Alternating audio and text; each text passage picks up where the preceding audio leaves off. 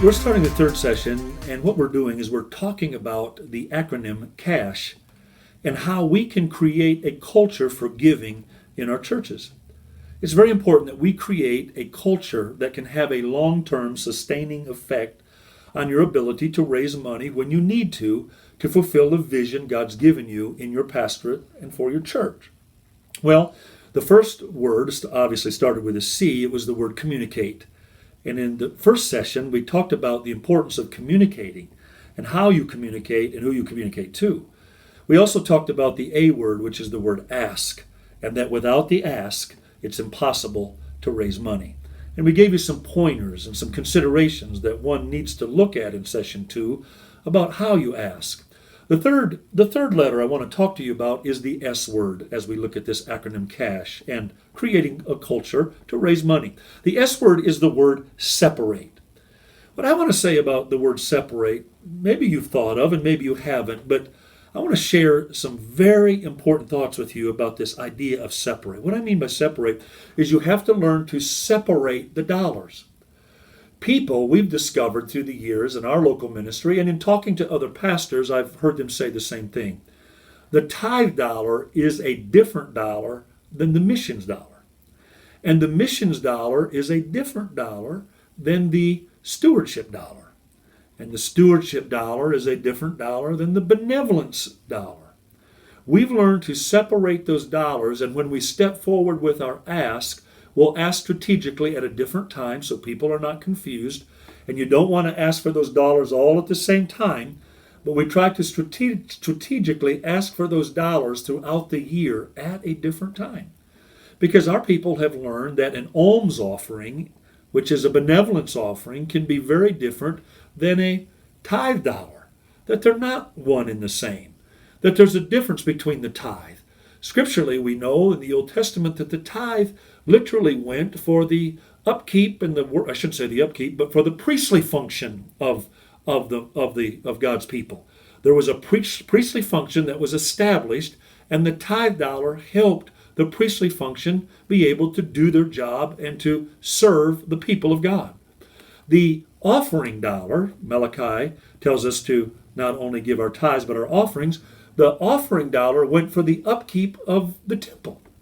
It goes for the things like that we would in modern language say, the maintenance and the utilities and those kinds of things, or special projects that you may have. Or the benevolence dollar is a whole different dollar. And the stewardship dollar is a different dollar. Let me give you a New Testament biblical example of this. You remember the story in the book of Mark when the woman gave her last mite? When you place that story in context, Jesus is out in the lobby of the church, if we can use that language. And in that day, the offerings and tithes and all of the different things they gave to were lined up on a table. In fact, when we study that passage, there were 16 trumpets, 16 offering pouches, 16 offering plates that were lined up on a long table, and they were there designed for people to give to different projects, 16 different purposes. People could go out and choose to give as they exited to the thing that they chose to give to. So, in my language, we might have a benevolence offering plate to help take care of the needs in our community. We may have, or an alms offering. We may have the tithe dollar. We may have the stewardship dollar for the building project that we're working on. The list can go on and on. There may be special projects that people can give to, but you have to learn to separate that dollar, because if people see everything coming out of the tithe dollar, you're going to greatly limit your effectiveness in missions. You're going to greatly limit your effectiveness in your building projects. You're going to limit your effectiveness. So you have to teach people that we separate the dollar. The only thing that we're required to give, according to God, is the tithe. He tells us that we should test him and prove him. He tells us to not rob him and give the tithe. Every other dollar is optional, and so we ask. We have to ask for the tithe too, but of course, we ask for the dollar. We express appreciation. So separating the dollars is a huge, huge issue. I want, as you make up your budget, we have an operational budget that is supported by our tithes and our offerings. Our stewardship budgets are more in a capital area. We don't include that in our operational budget. Our missions budget is in a whole different area. So annually we'll have a month where we give a big missions push and raise our entire budget for the upcoming year through a big missions push in February. By doing that, we're able to raise more dollars, be far more effective about what we're doing with those dollars, and the vision pieces that each one of those things are working toward becomes very clear to the people.